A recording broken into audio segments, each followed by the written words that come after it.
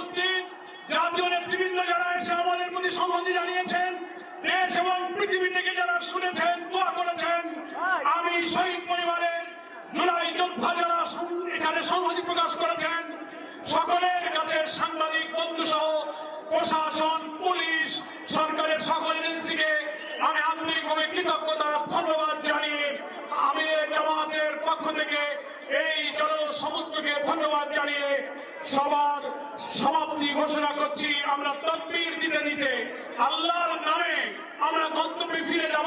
বাইরে গিয়ে আমরা ইশা আসরের সালাত আদায় করবো। নারায়ে তাকবীর, নারায়ে তাকবীর, নারায়ে তাকবীর। আল্লাহু আকবার। বাংলা